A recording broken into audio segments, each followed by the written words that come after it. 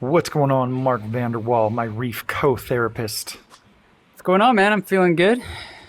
I like Yeah, same today's here. topic.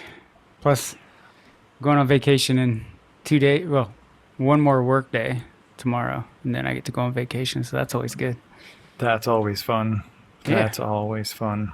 Yeah, no, this is a topic that I think we used to be a lot more passionate about as reefers. Just it was like the number one thing we would always discuss. Not I don't know, not esoteric points of colors of made up coral names, but it was like, what protein skimmer are you using and how are you using it? And we have so many different angles on this. So we're going to break it down into what is a protein skimmer, kind of why. Talk about a lot of the different iconic models, and then a few hours ago I polled a bunch of friends directly and indirectly about what their favorite skimmer was, and I think it'll be really fun to kind of dissect some of that. But before we start, I just want to say I finally put a fish in the 400-gallon tank. Oh, which one? Well, I put a cold tang in there. Oh, that's The the the best fish. cold tang in my fish tank. He's like a jumbo specimen, just right around 6 inches. Like a cold tang at 6 inches, like a 4 inch cold tang is incredible, right? And then there was a trade in at a local store maybe a year and a half ago, and it was really really awesome. I love cold tanks. I got one in my tank upstairs. It's funny. I know people were really lamenting the loss of the yellow tangs, though we have those captive bred now. Um, but for me, I think the bigger losses from the Hawaii were the coal tang, and of course my all-time favorite angelfish, pygmy angelfish, the Potter's angel. But um, and there's other fish in that genus, taminis and other stuff that are good. But like I don't know, I just have always it's like every tank I set up would have to have a coal tang, and of course now like this tank I had to go with a tamini because that's a Just real quick, I had to pull away because my automatic filter roll just ran out of paper and the alarm went just off. So I had to go over there and just push the button I real heard the quick. beeping. Uh, Yeah, yeah. I barely heard it. I think you probably heard it more than me. But the reason it's kind of a really momentous occasion to put this cold tang, I guess just to say like, when the cold tangs are small, they have like a little bit of a yellow around the eye. hmm Now that this guy's just around 6 inches, like the yellow eye patch is even bigger, and his pelvic fins are long, and he's just so freaking showy. Does he have that Um, flamey orange in his dorsal and anal fins, or does It's hard to that? say because he's going to been in a moderately lit fish tank for a really long time. So now Yeah, he's under reef aquarium lighting. But no, I'd say he's kind of normal colored, but the yeah. yellow around his eye is much larger. But I had to put him in there because I went so out of my way to not introduce anything reefal into the aquarium besides four acroporas with nothing, no bases, no empty branches, that the tank's just basically been growing like three staghorns and a small table, and there was no algae, there's no copepods, there was nothing there. And so it's been building up a legit bacterial film on Mm, everything. Not it's not ugly, it's not unsightly, but yeah, just kind of not what I want to. You can't really see it until you blow it off. yeah. And the bristled mouth tangs are just like specially designed for surface feeding like that. So it's funny is I put him in there yesterday, and he's still like a little bit apprehensive about the change today because he's been in the fish aquarium for just under 2 years, I think. But today, I could see, because there's a bacterial film on the bottom and on the back glass, particularly, I could really see his little kiss marks. And I threw a little bit of food in there. He could care less. He's just like, oh no, I have like a perfectly developed, bacterial buffet on every aspect of the aquarium. And I'm kind of hoping that his fecal matter will help to feed the tank a little bit, kind of process some of that bacterial film in a way that's going to be a little bit better for the corals. Yeah. and just kind of get things started. So I know we railed on things that don't really help your tank, but because I've gone so out of my way to keep that tank really sterile, it could use an injection of actually just like copepods or something. So I've taken some stomatellas from a few different tanks and I put them in a really low biology tank and letting them kind of poop it off, poop out whatever algae spores they might have inside of them. And I think in the next day or two, I'll start introducing those into the tank to help diversify the tank a little bit more. But yeah, it's kind of cool to just have one nice, neat fish who's just by his lonesome in a 8 by 30 by 30 400-gallon tank. Yeah, he's swimming around the front and just kind of looking at me. But when I put some food in there, he didn't even care. No cares. And he's an old aquarium fish, so he knows what fish food is, right? It's not like a fresh fish from the wild. He's just especially decided, from a fish-only system, right? So no, he's been a great eater. I'm actually curious to see, so I did that video a little while back about introducing the new butterfly fish to the tank. And there were some comments about the tank looked dirty. But to be honest, it's got artificial decorations. It's all artificial decorations, no rock, nothing limestone. And so when everything is super clean, it actually looks goofy, right? It's got colored this or white that. And so over time, a really natural layer of different algae grows on there. None of them are large, right? Nothing's like a hair algae, right? As so the African cichlid guys call it, like offwooks. Yeah. And so when I had the tank kind of partitioned off for the butterfly fish, you could see the difference in the buildup on the side with the butterfly fish and the side that had all the tangs. But now I don't have a bristlemouth tang in there. But I am planning to move the zebra tang in there because I feel like that's the tank he'll be able to grow the biggest and have the most to eat and just never have any issue in that particular aquarium. So yeah, no, I'm just super happy to see a fish in there and just very slowly get that tank going. But I'm telling you what, man, when I feel that tank is ready, I just have big, like almost fully grown out colony after colony after colony of acros. Just on my tanks right now, I'm painting with aquarium-sized colonies. Everything's about 2, 3, 4 inches. Sometimes a little bit larger, sometimes a little bit smaller, and I can let it grow out. But with the 400, I'm going to be placing. I don't think anything's going to be smaller than like 4 to 6 inches to start. Because it's got a lot of volume, and the rockwork was really low. So it's just really nice to finally have a fish in that tank after nearly 4 years of possessing that 400-gallon tank. But I know that it's going to be a really awesome aquarium. Do you remember there was a store in Denver on Santa Fe? Steve Chang ran it a long time ago, and he had come on, man, we went there together. I don't forget that acrylic SBS tank that had that tabling acro, and it was brown. Yes. It was very brown, but it was magnificent because it was so big. Yes. I always thought it would be cool now that we have some very colorful tabling acros, more prevalent in the hobby, just to be able to grow one of those to that size, where... I think when you and I went there, it was at least like 30 inches across. Yeah. It had like kind of 2 tiers. And if I remember correctly, there was like a pair of flame hawks. Yes. And one could be on one side and one could be on the other. And you're the one that talks about scale all the time, about I was about to say introducing small fish to give a sense of scale to the overall aquarium. And that was one, like when a flame hawk was sitting on that table acro, it just looked so much bigger. That's the only thing that made this size transferable in a picture, because I would post pictures of it online, and it was the hawkfish that kind of gave you the impression of how big it really was, right? Right. So yeah, I was thinking about that tank when I was thinking about your big SBS dominant tank that you're building out.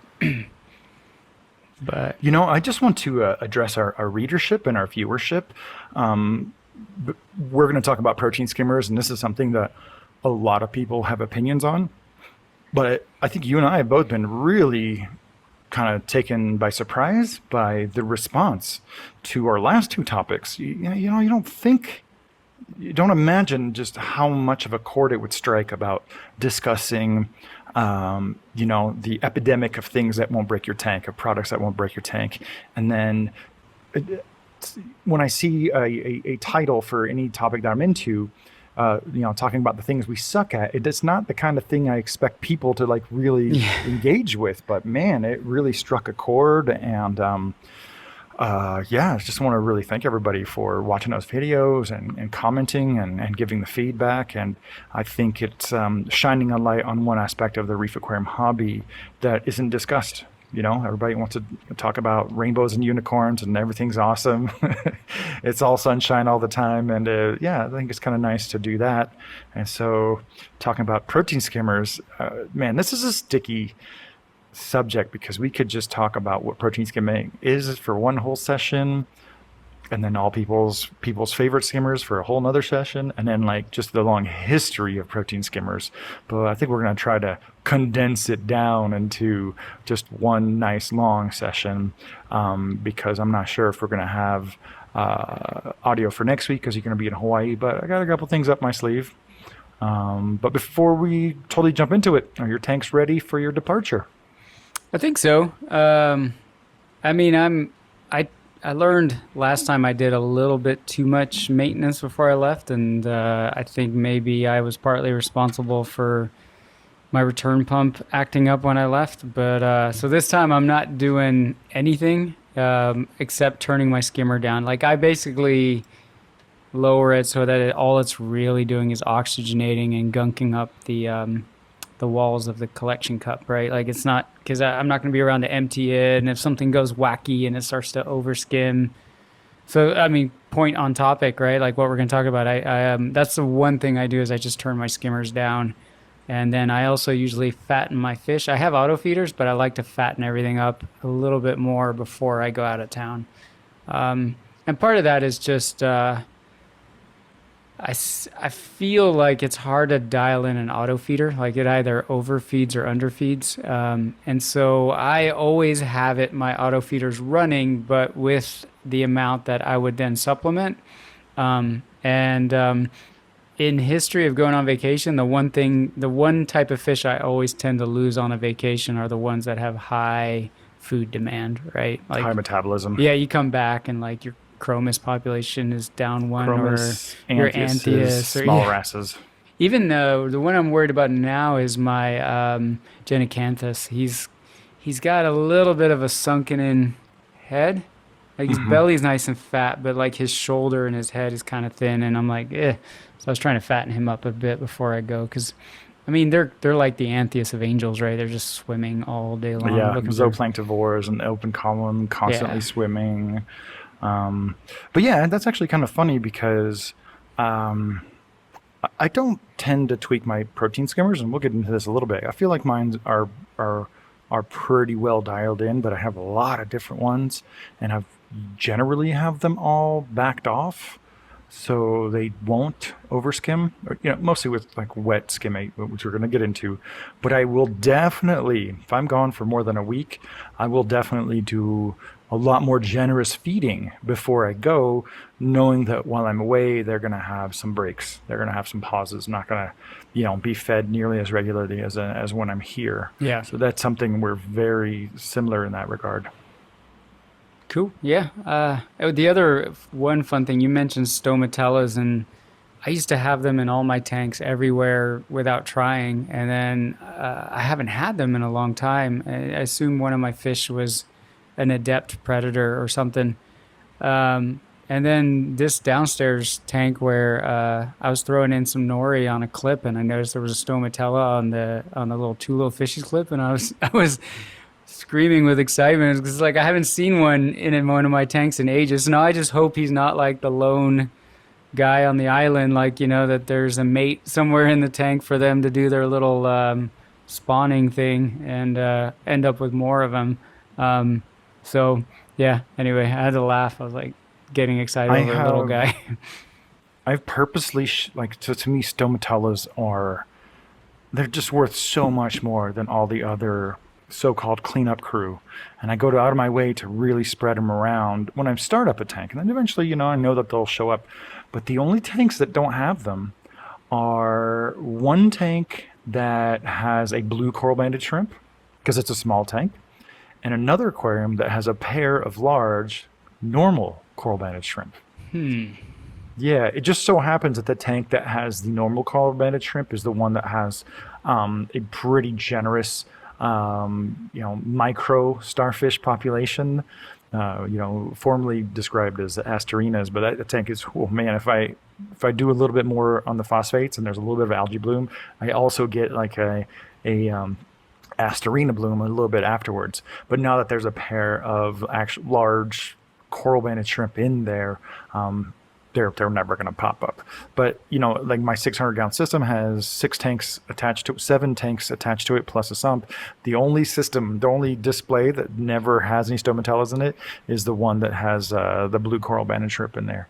So there's definitely some micro predation going on with the stomatellas, and I'm sure certain kinds of wrasses will put some work on them, right? I'd imagine like leopard wrasses or mystery wrasses or anything with even just like a little bit of teeth. Yeah. Like maybe even a 6-line, right? A 6-line would probably take out the small ones, so your big ones would be fine, but they wouldn't really be able to repopulate so much.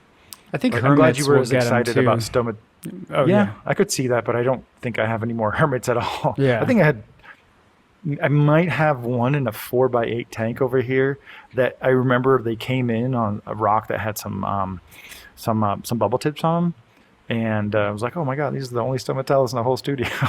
So yeah, I guess if you added a bunch of stomatellas, I mean, they'll kill snails, right? They'll kill snails for their shell. And so stomatellas even less defended. They're like, oh yeah, this is lunch. It's a buffet Yeah. right here. But I'm glad you were as excited to see one as I am. Every time I turn a nice flat surface over, I turn it over. I'm like, oh yes, there's my little stomatella hotel. Yeah, that's what I miss with all the artificial rock too, is, the surprise hitchhikers. And so seeing one that I wasn't expecting brought me back to the good old days of like, seeing, remember those weird red foraminiferans that would grow on like Fiji rock and stuff? You know what I'm talking about? They were kind of like red spiky things. Tiny. Oh God, it's something rubrum, and it forms like the red beaches of certain places. God, you know what? I want to say I have a little bit of the rubrum somewhere, but I have a lot of the white Yeah. foram in a few places. You know where mostly? Growing off the backside of my Christmas tree worm rocks.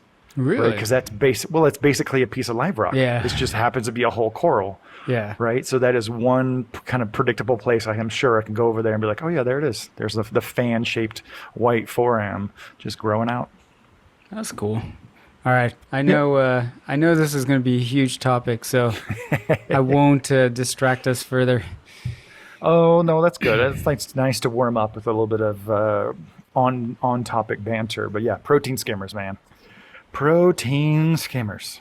Oh, where do we start? Is it obligatory? Do you have to have one? I went through a phase in my reef keeping career where I was obsessed with running a tank without one. And now in my 40s, I guess, I feel like if you can fit one, I mean, if you got a nano and you're going to do lots of water change, whatever. But I've had plenty of cases where I went skimmerless and I did turf scrubbers and I wanted to pretend to be Walter 80 or whatever, or even the Miracle Mud stuff with I don't know, there was always this biological, like, we're going to make a real simplified system. And then in every one of those examples where I did that, suddenly, like one day, for whatever reason, I put a skimmer back on. And 48 hours later, there was a notable difference in the tank that was for the better. What kind of difference? It's just, I don't know how to put it. The water was just less gunky. The response in the corals was better. And it could just be oxygenation too, right? I mean, it could just be that. Well, oxygen and living things kind of go hand in hand. Yeah. So if you can fit one, even one that does a bad job, I just notice it does help quite a bit. So I'm a bit of a fan. I don't oversize them anymore, or I don't feel like they need to be gigantic. But I do feel like any tank. I set up that 20-gallon coral quarantine tank, and it did fine, right? Like, hey, this is just a place for to put corals to look for pests. And then one day I just said, screw it, and I grabbed an old Tunzi Comline skimmer and I put it on there, and the tank just fell in line and everything was great. And it just was like, there was just it's hard to put into words and details, but there was just a notable difference that was beyond, confirmation bias. I was like, Just the vitality, right? Just the yeah, vitality of things. And cool. I feel yeah, I didn't put that on our list, so I thought I'd throw you that little good curveball. But curveball. do you actually need one? Um, I just freaking love them, man. I think they're just the coolest, most unique aspect of reef aquarium equipment and technology. And, I used to spend a lot of time we all did, like DIYing and putting them together and being proud of the one that you made. And making them out of freaking anything, a bucket, a tube, an old bottle, an oversized piece of PVC that you found. And it's just one of those things that's like so steampunk and borderline physical chemical magic. And it's just really, really cool. But, that being said, once in a while I'll be running the Coral Hospital Aquarium. Never even occurs to me to throw a skimmer on there. I'll just put a handful of corals in there and I'll treat them for whatever they got going on. And never occurs to me to put a protein skimmer on there. But I think your response perfectly encapsulate the benefits of a protein skimmer. Right. And if you have a nano tank, it's just so much easier to do water changes. Someone hit me up today. They acquired a Red Sea Max Nano and he asked me for the protein skimmer for it. I'm like, well, they come with a protein skimmer. And he replied that his didn't have one. I'm like, all right, well, then don't use one, because I feel like the smallest models are just really not that efficient. But that Yeah. being said, it's for me, if there's a lot of folks, yourself included, who rely on controllers and technology for a lot of backups, a lot of backstop. But what if this happened? What if that happens? And for me, that's what the protein skimmer is, right? What if, there's just a clam spawn? What if a fish dies? What if something just happens to the aquarium? And it's just like in almost all those cases, the protein skimmer is going to oxygenate the water and counteract whatever bad that's going on. And if there's a death or a nutrient influx or some kind of major disturbance, it can export or just remove, physically, chemically remove whatever it is that is, potentially harming your aquarium. And, for the uninitiated, I would say that a protein skimmer is a way to do a concentrated water change from your aquarium. And sometimes that's going to be, a few cups, a few liters of water from your aquarium. Or if you're a wet skimming evangelist like Mr. Ben Johnson, I am too. Yeah. I'm there's huge. there's there's cases for that for sure. Wet skimming is a practice that we used to do, but I think we're getting a little bit ahead of ourselves. So, Well, let's protein first dive skimming. into what it is, right? All right, you go ahead. I've been talking. You go ahead. Brief history lesson, and I had to look this up, so don't think I knew this off the top of my head. But first described in 1937, right, as a way to separate proteins from water. Um, it's bubbles have a polarity, right? Air bubbles. Oh, you're going that deep. Well, I'll keep it quick, but and then most organic proteins, even some amino acids, fats, carbohydrates, they have like a polar and a non-polar side, right? And they're, I think, electrostatically attracted to that surface air. Hydrophilic. Hydrophilic, yes. And so, it's such a cool way to remove things, right? And then on top of that, so that creates foam. That foam gets collected into a cup and you have skimmate or absorbate or, whatever you want to call it. And beyond that, it also collects, from a mechanical perspective, just that bubbling action collects a lot of particulate matter, right? animal and plant, byproducts, bacteria, So it's just, if you think about all the different types of filtration we have for reef aquariums, it's freaking brilliant, Like, it's such a cool way to do it. So, If you have yeah, like a small pond or a puddle or an aquarium with no aeration, you'll see that film buildup on yeah, the water surface, right? And I've had tiny tanks when I was younger. It's freshwater, and you'd see that scum build up, and I would just like lay a paper towel on it, and it would absorb that stuff, and I'd pull it out and throw it away. And so by injecting air bubbles into a contained area, you can increase the surface area. So you can artificially increase the surface of your tank that's in contact with the water, hmm, right? And because the proteins are attracted to the air water interface, they tend to become more stable over time. I mean, with exposure, with long contact time. yep, And so you want the smallest air bubbles possible because that's how you get the most surface area per volume that you're injecting into this chamber.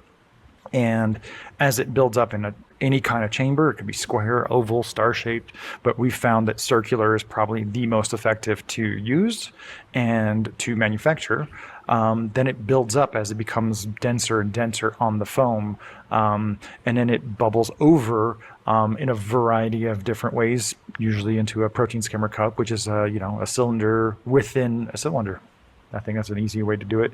But if you've spent any time at the beach, it basically recreates the effect of beach foam, right? Because you have the crashing waves that are just like, exploding the air inside the seawater, and it creates that beach foam that happens on the beach. Although the beach foam is probably not contributing that much to nutrient export of the actual ocean. right, And I think it's important to note that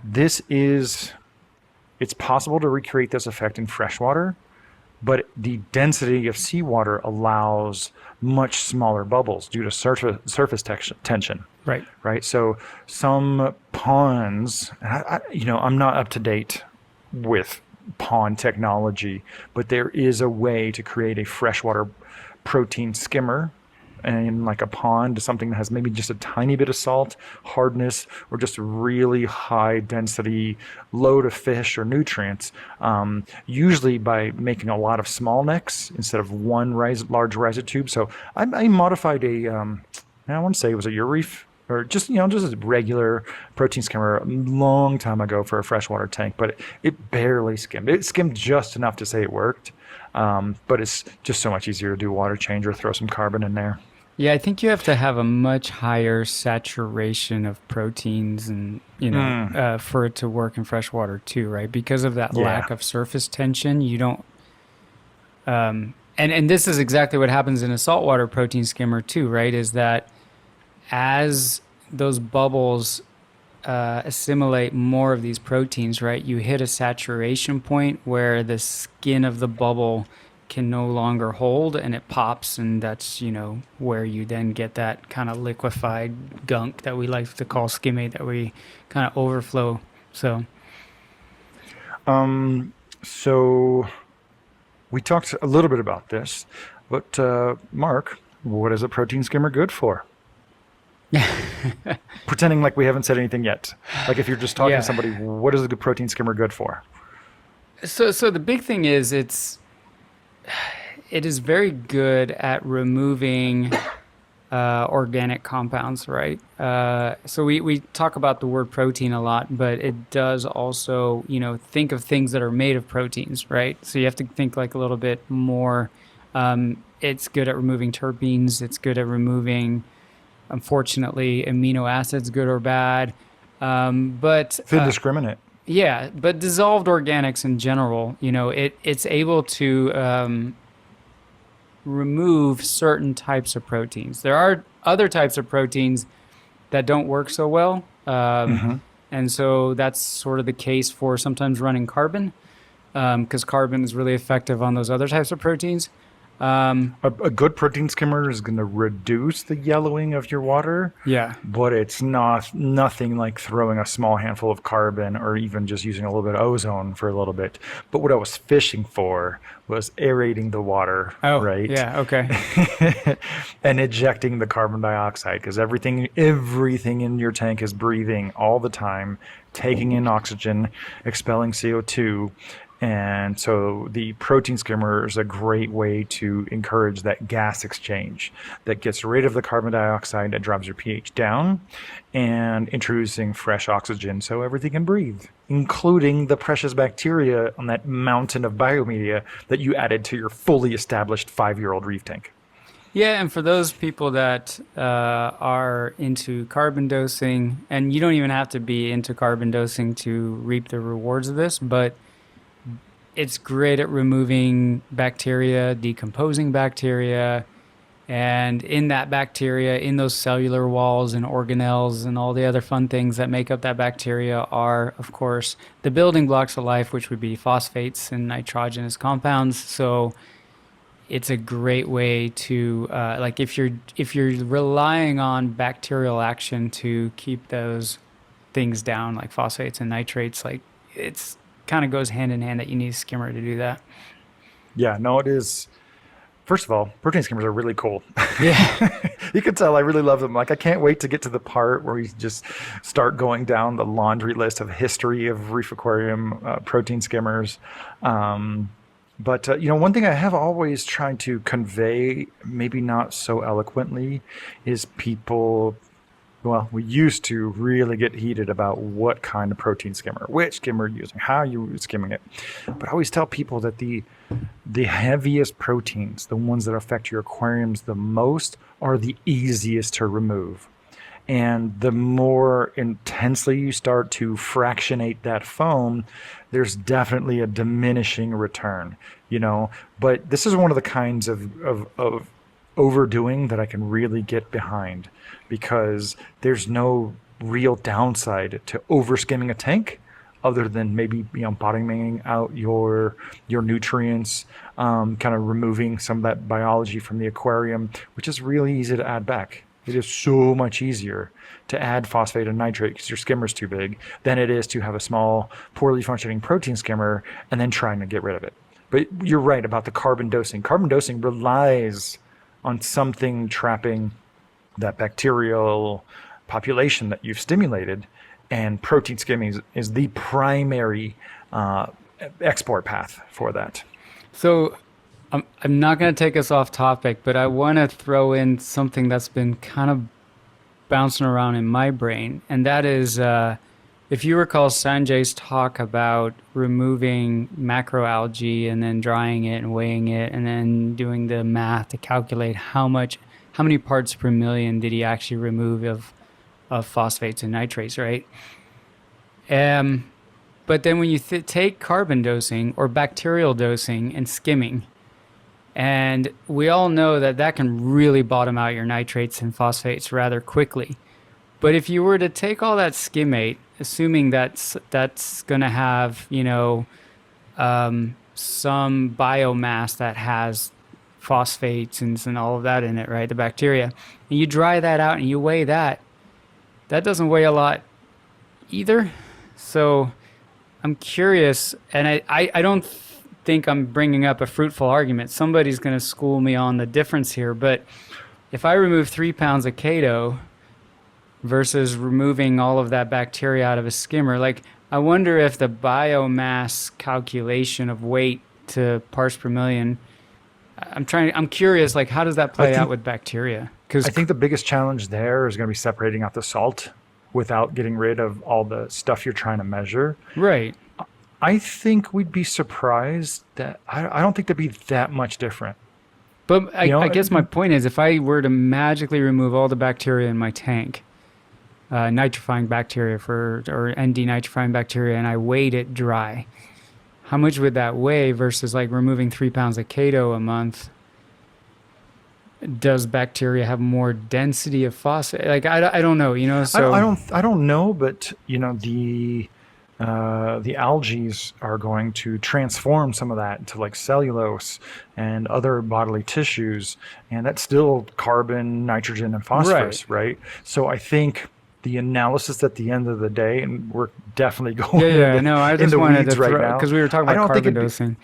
I don't think it'd be that much different, honestly, if you went dry weight to dry weight, because at the end of the day, it's still CNP. Yeah, I just the argument and I would love to hear his take on this. The argument he's making about, hey, this algae doesn't actually remove all that much. Couldn't you make the same argument for bacterial dosing and skimming? And yet we both know, or we all know, that that's highly effective at Yeah. dropping your nitrates and phosphates. So that's the one that I've been bouncing around in my head and trying to figure out because it's like we know what the truth is, and that is that carbon dosing is really effective. Unfortunately, sometimes it's too effective, and you got to be careful with it. But if I were to go and weigh that somehow magically, I don't know.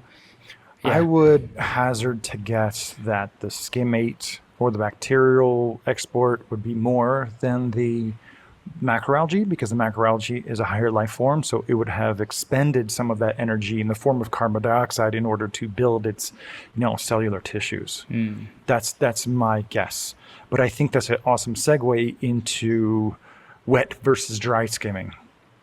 This used to be kind of a defining feature of reef tanks when we ran a wide variety of different protein skimmers is wet skimming versus, thick sludge. And yeah, it's kind of hard to really get into it before we talk about the different types of protein skimmers. But the air-driven protein skimmers used to, pull out a lot of sludge and be really dry because you're literally pumping mostly air through the water column and not processing that much water versus downdraft protein skimmers which brought in a ton of water and still a lot of air but not the same ratio. But for those you were really counting the volume in gallons, not in ounces. But when you dried it all out, if you could somehow get rid of most of the water, it probably wasn't that much different, I guess. yeah. It's funny because before we got started, I had to pull up this article Harker wrote back in '99, and then I got sucked into it because I forgot a lot that was in the article. And one interesting because I wet skim, right? But he pointed out that lighter colored skimmate actually has a higher concentration of dissolved organics than dark skimmate. And I thought that was interesting. So, What I find interesting is that both you and I prepped for this session of Reef Therapy by pulling out some old magazines, yeah. right? You pulled out an old magazine to reference a particular article. I pulled out an old magazine just to refresh my memory of the history of like reef aquarium protein skimmers.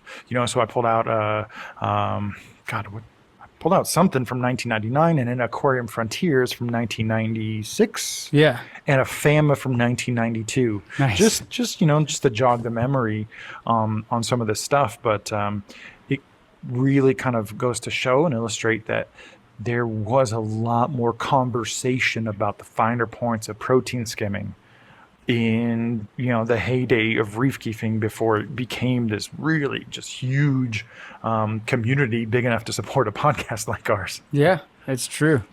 I mean, this thing was like I can't use that word; it's a bad word, but it blew my mind a little bit. Like I was like, I know I read this 22 years ago, but damn, why didn't I reread this sooner? So um, anyway.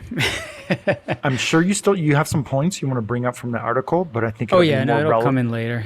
Yeah, Yeah. let's talk about the different kinds of protein skimmers. Now, I think it's a little known fact, and I'm really hoping I'm remembering this right, that Eheim actually introduced one of the first protein skimmers for aquarium use. I want to say in the 60s, and it didn't take off, probably because the saltwater aquarium hobby wasn't big enough. And but I guess we're getting ahead of myself of who really kind of launched protein skimmers. But the earliest protein skimmers were air driven, Yep. right? All of our grandfathers' freshwater aquariums were driven by air pumps, right? And that's what they had. They had air pumps, and so lime wood air stones Lime wood basically being a very fine grained wood. You just kind of shove a barb into there and pump some pressurized air in there, and then the pores of the wood would create really, really fine bubbles. So you just stick that into a protein into a chamber, pump water through it, and it would build up this gunk. And I think there was plenty of iterations on how to create a cup that was easily removed right at that air water interface. And then you take that out and you empty the wet part and then wipe down the kind of the sludgy part on the inside. But air driven skimmers, man, that was the name of the game for a really, really long time. Yeah, and you had to replace those because the wood would break down over time, right? So you would have to replace those air stones on a regular basis, which was I a think you maintenance had item. depending on how much air you're push, because you gotta consider, right? If you're using an air pump, unless you had a pre-filter on there, the wooden airstone also became a pre-filter, Yeah. right? So I think you had a sweet spot of like 2 to 3 weeks of just like the nicest, finest bubbles, and then they would get a little bit bigger, but at about 5 to 6 weeks, the whole thing was just about coming apart because it's basically rotting, not rotting, but like falling apart in the seawater. It's just wood is not made to last in seawater. Yeah. But back to our old pal Richard Harker, I think it was right around the time of your article. Maybe it's that article where he talked about comparing head to head a air-driven skimmer to the best of the day and the air-driven protein skimmer, because he used like a big-ass blower on it, just ran circles around the other machine. Is that the article you're looking Yeah, at? it's called The Case for the Countercurrent Skimmer. And Yes, okay. So that is one that always stuck in my mind. It's yeah. like if you pump enough air into a protein skimmer, you basically school everything. Yeah, You it just was school everything. he talked about the gas to liquid ratio and increasing the gas to liquid ratio higher and higher and higher, which basically meant if you're slowing down the flow of water through your skimmer relative to the amount of air that you're pumping into it, micro bubbles, that would increase the contact time of the water with those bubbles. And there's a point where it's like you keep increasing that divide, right? That ratio, and slow the water flow down further and further and further, increase your air intake further and further, further, and you end up removing one more protein, also a larger variety of organic proteins, because certain ones have different, like, I guess you would call it like electrostatic or attractions, or and so the countercurrent skimmer let you do that, right? Because you're pumping in with an air stone and you're using a power head to flow the water through. You need to explain what countercurrent is. So the original skimmers, air bubbles go up, right? So you put an air stone at the bottom of the skimmer. And what you would do is you would pump water with a power head into the skimmer from the top, and it would come out the bottom. So the flow of water is going, sorry, my camera's over here, vertically down against the rising bubbles, right? And so what he was trying Initially, we just pumped water in and then just Yes. let it flow out. Yeah. Right? But what you're talking about is having the water kind of be directed to go down as the air is coming up, and that would basically push the bubbles down, increasing the contact time. So if you have a 2-foot protein skimmer and your bubbles are rising at a particular rate, there's a point at which you can increase the water flow going down counter to the rise of the air bubbles and create a 3 or 4 foot period of contact time, relatively speaking. Yeah, so these skimmers also had to be quite tall, right? Not something you want to put inside your stand.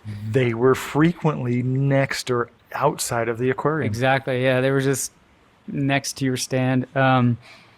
Anyway, so he started tinkering with that, and this was in the age of downdraft skimmers, Beckett's and ETS, and everything went big horsepower, and we'll get to those later. But he pulls out this old countercurrent skimmer and starts messing with this ratio, and with a stupidly large air pump. It wasn't even an air pump anymore. It was a blower.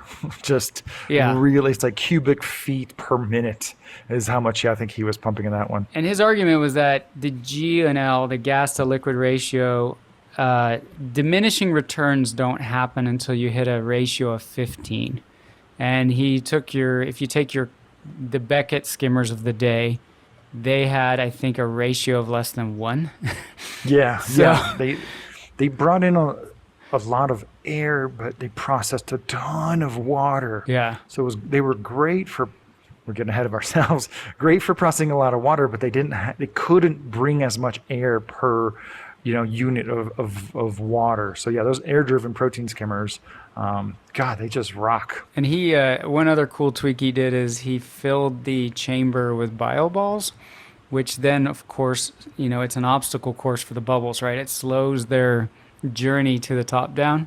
So anyway, I remember him messing with all of that, and I remember the bio balls and him being able to adjust the flow of water to air because they're two dials, right? Your power head or pump that feeds the skimmer and your air pump, which we can't do with modern day skimmers as much. But then rereading just the in-depth experimentation he went through, I was like, man, nobody does this stuff anymore. It's sad. What magazine was that? You should try to find this one on eBay, man. Marine Fish and Reef, 1999. That's one of the annuals, though, right? Yeah, it was an annual. Yeah. Great article, though. Definitely a must I read. remember that being like a lightning rod of conversation at the time that it came out. Like we all talked about that one. All right, we got a lot to get through. The first thing to start competing with air-driven protein skimmers was the Venturi Yes. protein skimmer, and that was basically a pump that usually required, some kind of be able to provide some kind of high pressure through a Venturi valve. Long story short, it's just a constriction, and right after the constriction, there's an inlet that leads up to the air, and that transition from the high pressure to the low pressure draws in the air automatically. And so the biggest upside to Venturi protein skimmers is that you didn't have to replace or tweak with the air stone. Not to mention, like air pumps, they weren't maintenance free. You had to work on them.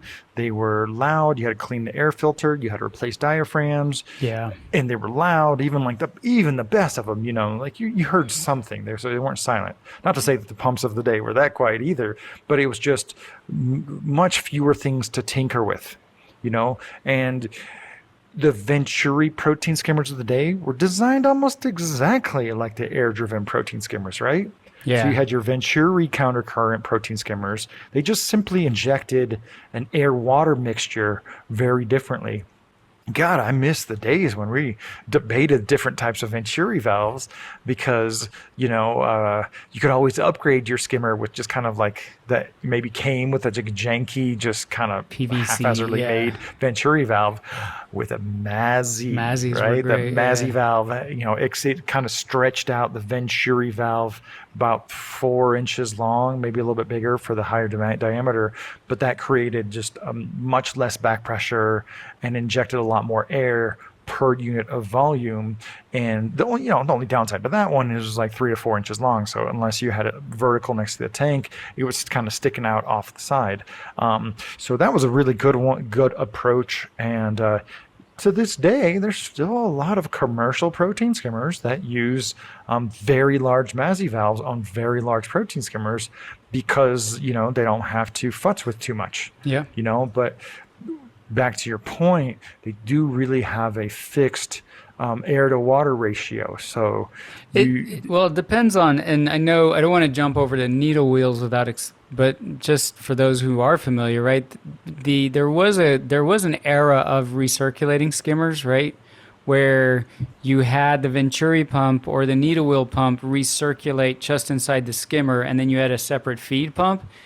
That was sort of going back to kind of the Harker argument of slow your flow through it, right? Mm-hmm. And then that other pump, that needle wheel or that Venturi driving pump, was really just all its job was to create bubbles.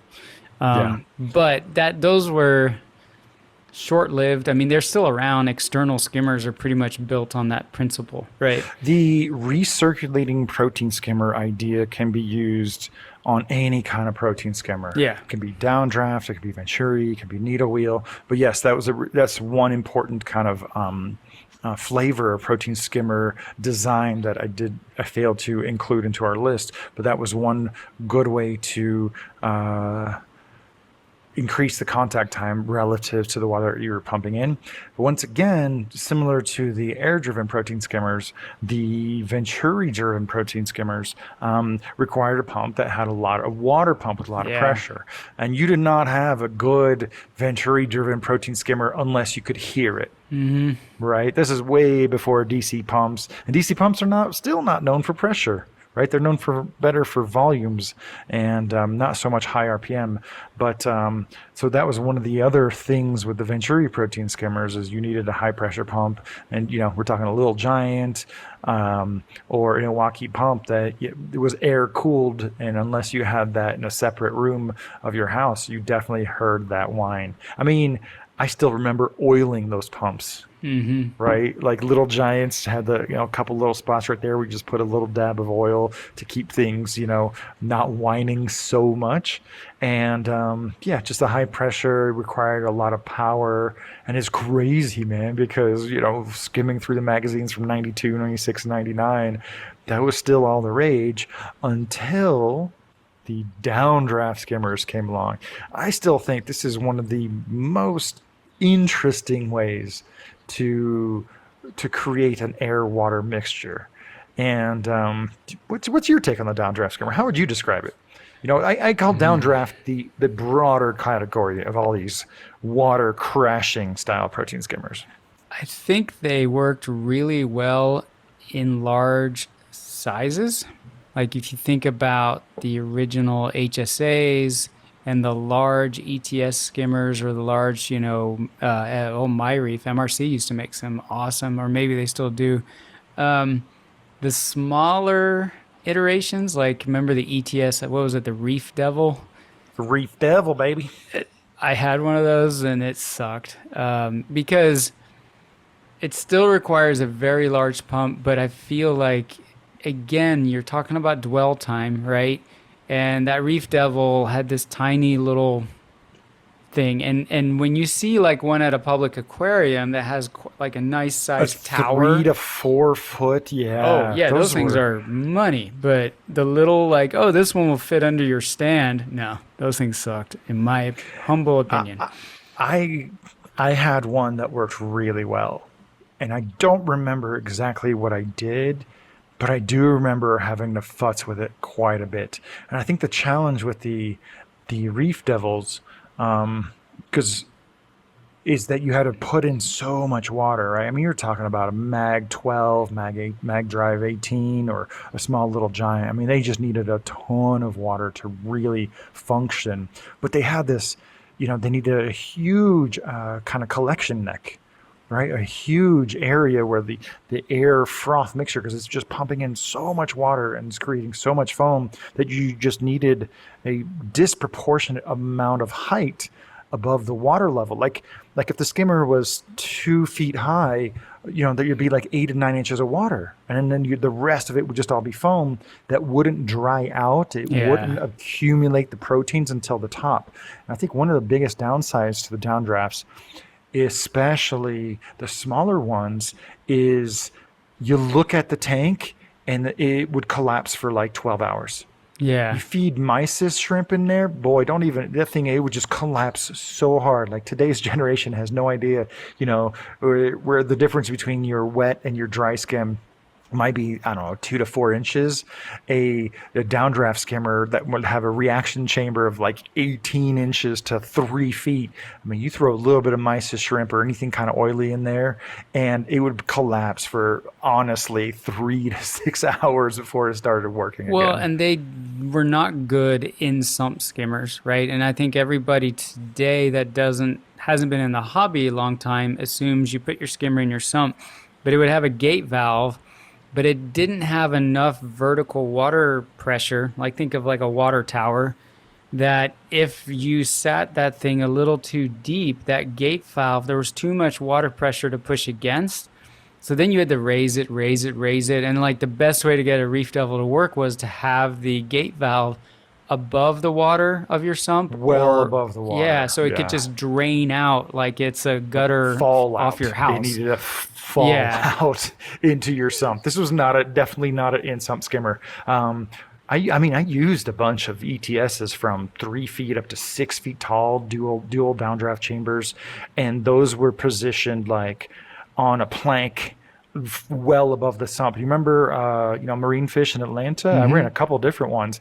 I mean, those things were well above the sump. Like they just fell in there, and it was it was loud, it was clunky, it was fascinating to watch. But then we got a little bit of evolutions of some of these different protein skimmers. The Beckett injector. Which you could retrofit the ETS with a Beckett pond thing, which is, I tried that too, but You could retrofit a lot of them. So the Beckett, I believe, is probably still available, because what's funny about this thing is we basically turned that thing inside out, or Yeah. upside down, right? It was basically an inside out 3D Venturi that was primarily designed for aerating ponds Yeah. and lakes. And it'd be pointed, just be a water pump underneath, and it would point up out of the water, and it would just create kind of a fountain effect, but it would draw in so much air on it as it was ejecting that water. And who did Who that? came up with figured that? out? I have no idea. I remember it hit the scene like so hard and fast, and I don't remember who like it got was the just credit for named the that. Beckett because that's the company that made it, but like it should have Yeah. been given the name sort of like the Durso, Richard Durso, or what is the overflow we use now? That's named Stockman, Stockman Standpipe, or the Stockman, Beanie, Durser, Bean Animal. but this was just named the Beckett. Like whoever came up with it didn't want the credit, I guess. I don't know. The thing about the Beckett is, I don't know what it was about the mechanism, but it multiplied the efficacy of a downdraft protein skimmer. And the only thing about the Beckett is you had to then throttle the air going in. Yeah. Because it sucked in so much air, you literally had to put small ball valves on the air intake. forgot about because that, otherwise it yeah. would just choke on itself. But that was a really cool mod that then kind of became almost standard. Right, ETSs were still popular. Well, we're getting ahead of the brands, but the Beckett protein skimmer, that was an archetypal protein skimmer that someone, I want to say his name was, was it Jason Edward or Brian Edward in North Carolina, taught a course on Marine Aquarium Courses Online on how to build your own Beckett downdraft protein skimmer, and you see the traces of that original design in today's protein skimmers. I think Bashsi is still the only one really committed to it. I don't know if he uses the Beckett. I know he's got his weird twisty thing that most people kind of take out of there, but that protein skimmer that Bashsi makes is freaking identical to the one it reminds that me. was made on Marine Aquarium Courses Online, because when you came to visit me in South Carolina, I had two of them, right, that a local hobbyist had made for the university. Just a standard downdraft protein skimmer with Beckett injectors, and it was like a few years later, Bashsi put in some twisty things and just kind of called it his own thing. And those are the kinds of things that are lost to history. All They right, were a well, pain to clean too, because they relied, at least the designs of the time relied heavily on thumb wheels. So for anyone who hates cleaning a calcium reactor Greg with thumb Carroll, wheels, I'm sure he'd have something to say. But yeah, the calcium thumb reactor you have to screws. do like every few months.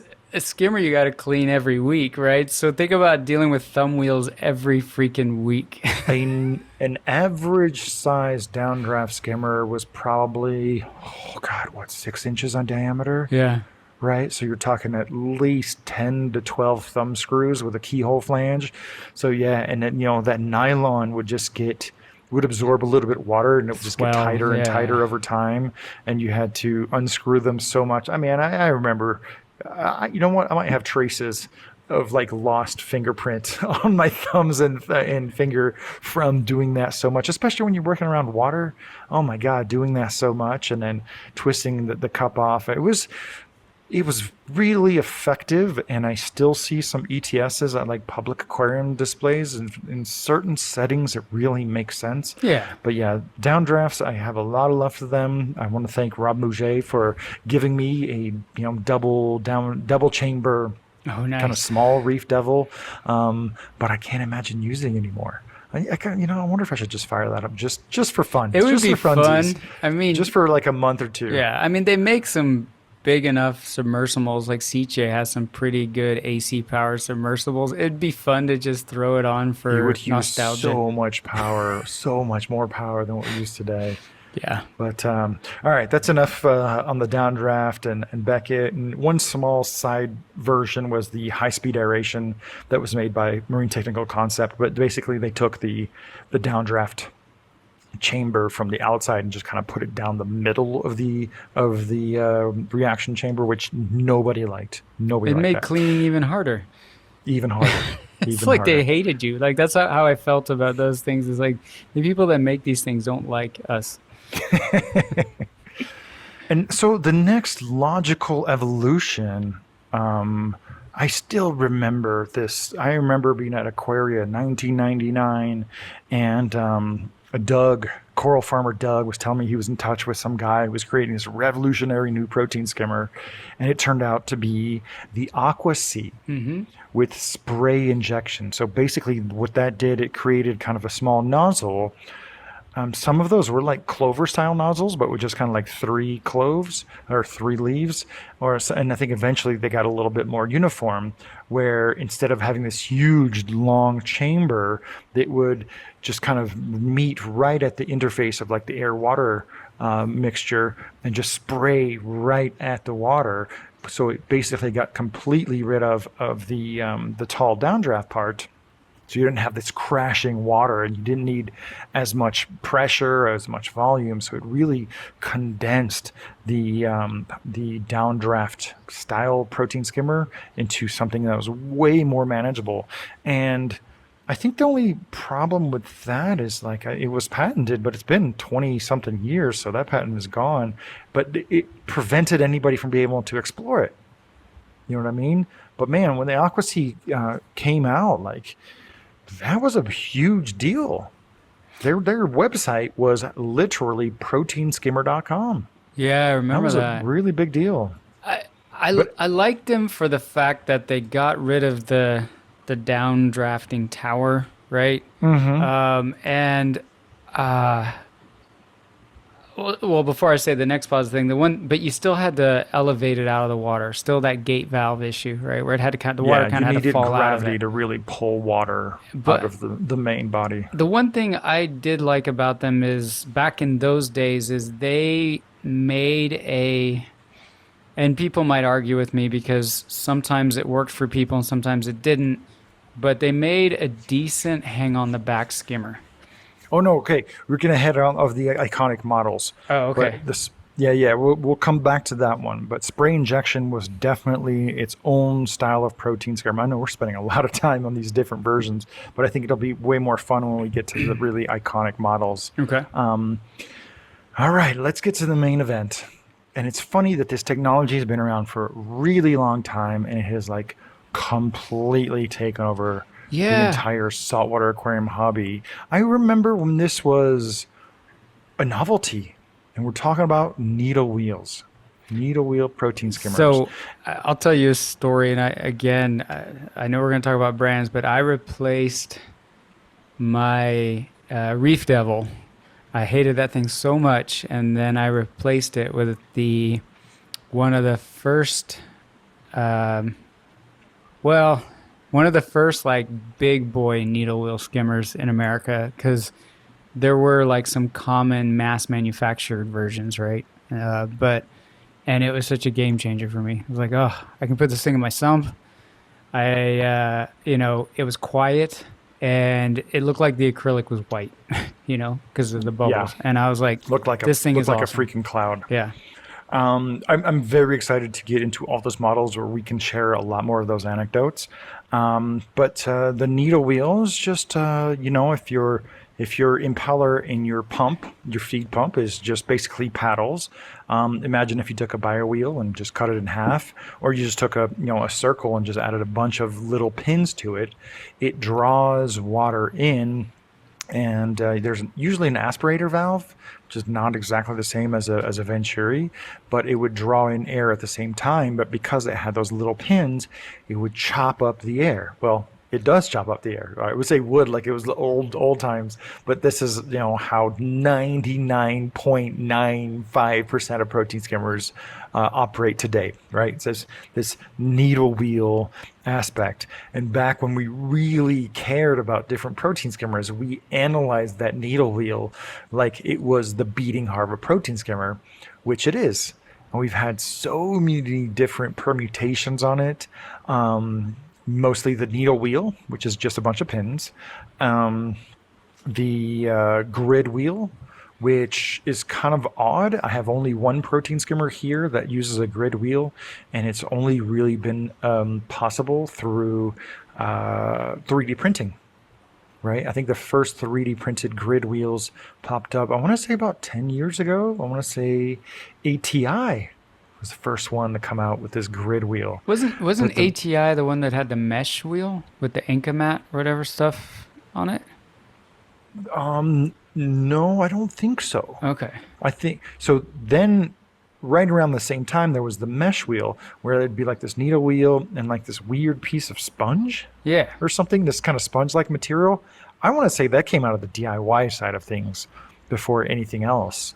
And that was kind of neat because it chopped up the bubbles even further, but usually that mesh that was sandwiched between something tended to get really dirty. Yeah. And it needed cleaning way more than the needle wheel. And there was a time where Reef and Bubble King, they were exploring this metal foam. That's the Encamat you were talking about, right? To use as their mesh wheel, but it was metal, and so it didn't tend to. It was easier to clean. It didn't tend to collapse, and it had a moment in the spotlight, but it never really caught on. And it's funny. I know there's some articles on Reef Builders where I've like shown off all the different types of needle wheels, and to this day, we've all gone back to just like a really normal standard needle wheel. I think the only thing really contemporary about today's needle wheels is they're all tapering, right? So they're a little bit coarser, thicker at the bottom, and they taper down to a smaller point in order to have that balance between pressure and chopping up the air. So for me, the funny thing is, I mean, you and I, given our tenure in the hobby, there was such a rapid evolution of protein skimmers early on.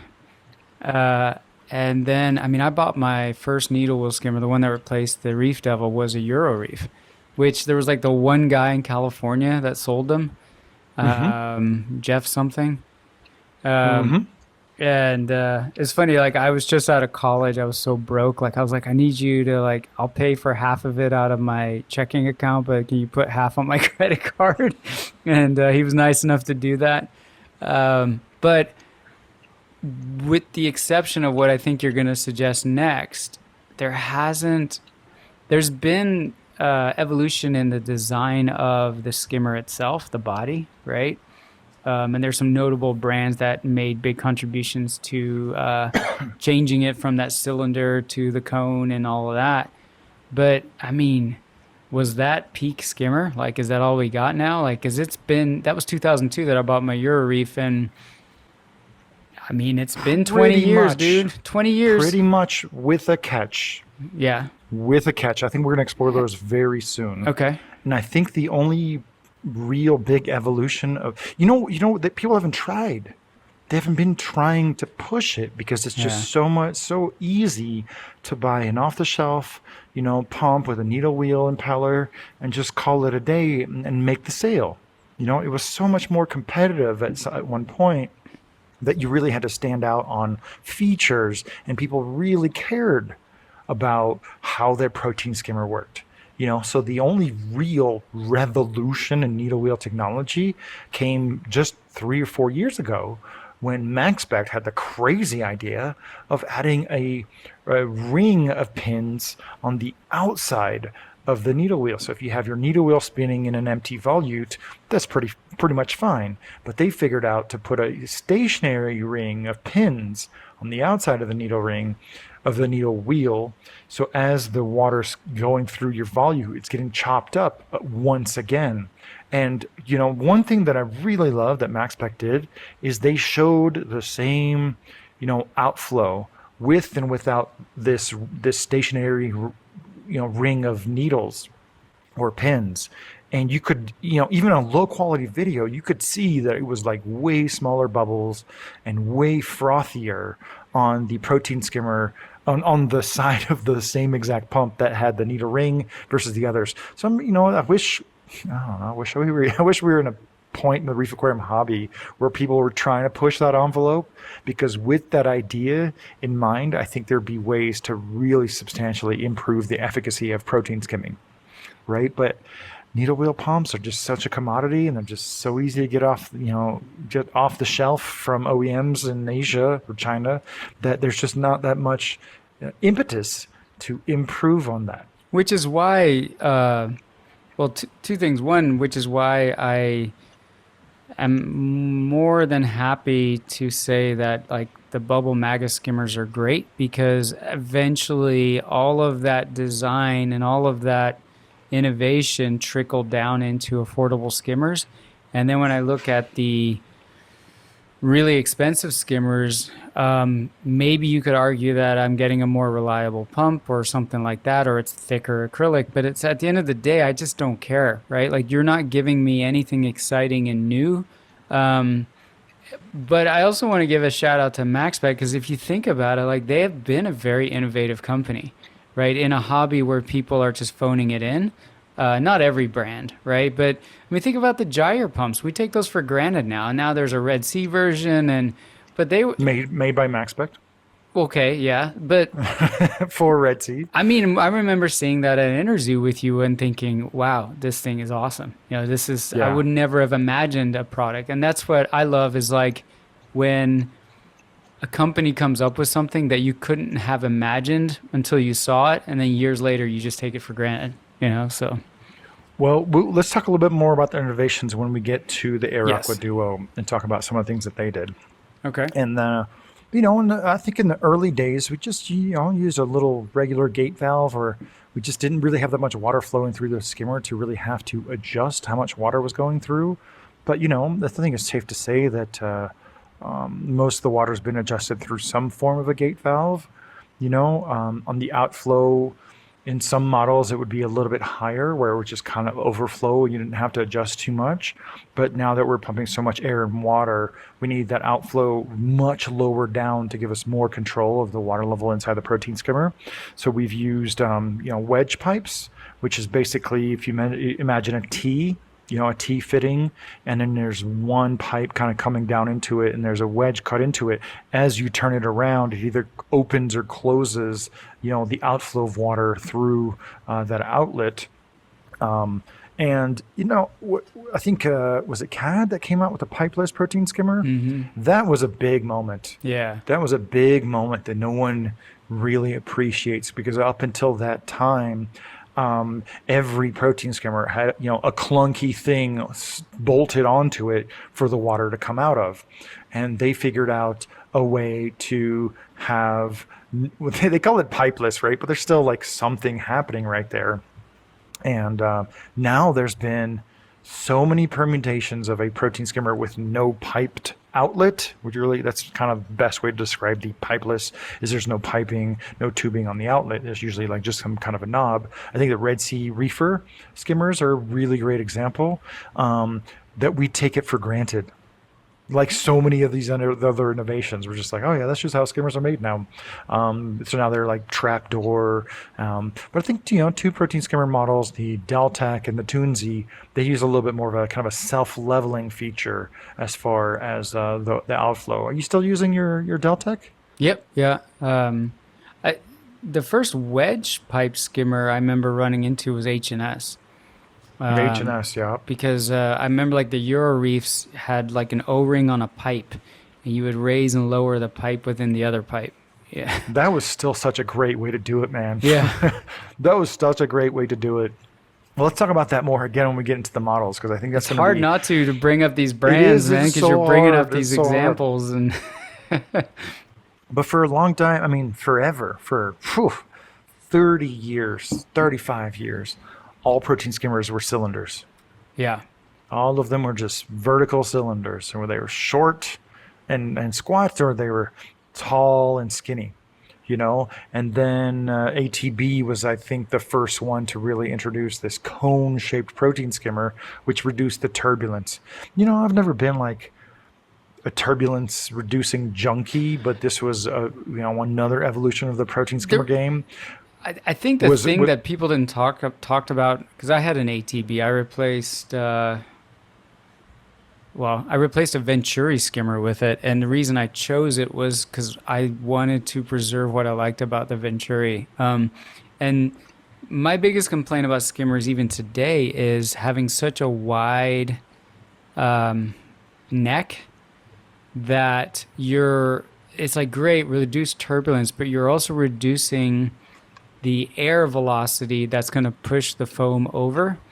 Hmm. And so these gunked up necks, right? Like what, again, generational amnesia, it's not generational because we're still one generation, but what people forget is that, like, I think people skimming, it's harder to skim dry with these skimmers because you just end up gunking up the necks because there's just not enough velocity with these wide neck skimmers to push it up. Hmm. The older skimmers of the day had a very narrow neck in the collection cup, which if you think about the air needing to escape, right, it's just like a pressure washer versus like a wide flow pump, right? It's the reason our power heads or pumps we use for our aquariums have wide outputs, right, is because you by narrowing the piping, you increase the velocity. And what I loved about, like, one of my favorite skimmers I ever had was a not DIY, George Weber Geo's Reef. Made me a Venturi skimmer based on a Mazzy. That replaced my Euro Reef. And what I loved is he went with a really narrow neck and that velocity, the thing just churned out skimmate. It was very easy to dial in. I never had a real gunked up neck. And so then I wanted to go back to a needle wheel and I went with an ATB because the ATB did have a wide neck, but by making the belly of the skimmer wider and being able to introduce just a crap ton of air, it's still funneling that airflow, right? It's a funnel, right? An upside down funnel. And I felt like it really helped in terms of directing that gunk where you wanted it to be without it getting stuck. And I think people Well, forget, like the old HSAs and the Euro Reefs and stuff, man, you either had to clean. I remember emailing the Euroreef guy, and I was like, "Look, this thing stop skimming quickly." And he's like, "Yeah, you got to clean the neck, right? You got to like clean it every other day." And coming from you like a know, reef devil, I was like, "What?" some of those older skimmers, most of the skimmate was on the neck, Yeah, you not had not in to. the cup. You It had to would be skim just like. wet or be one of these OCD guys that clean the collection cup like every other day, right? Yeah, I mean, you guys have no idea how much buildup would happen on the neck and the upper parts of the body right below the neck or right below the cup, and you just really had to get in there with your finger and just squeegee the really big clumps of just like thick skimates. If you guys are watching us on YouTube, comment right now if you remember what we're talking about and using like a credit card to just really scrape off this Oh. thick sludge. Oh man, I miss those days, but I don't. I'm Right, not a so I don't have. skimming engineer, designer, blah blah blah, but I would like to see narrow necked skimmers again. Again, there's a Well, you'll be happy to know that there's a protein skimmer that was designed by Reef Life Support Systems that they showed off like I'm gonna say 2015, 2016. And I think Adaptive Reef either merged with RLSS in Canada or acquired them or something to that effect. And they're interested in bringing a protein skimmer to market that has some inserts where you nice. can adjust the diameter of the riser neck. I think you'll appreciate that, even though you're probably locked into your skimmer that you're using. No, but give Um, me velocity, man. Give me that velocity and you look at these skimmers now and it's just, it sits there and waits, it's got to build up to a saturation point. Whereas you look at like these older skimmers, these old Venturis with these narrow necks, and yeah, it wasn't like a milky froth, but they would just churn, man. And there'd just be, you would see like foam just going in all day long. Again, maybe I'm way off base, and somebody who engineers these things can tell me I'm missing the mark, but I don't get these wide neck skimmers.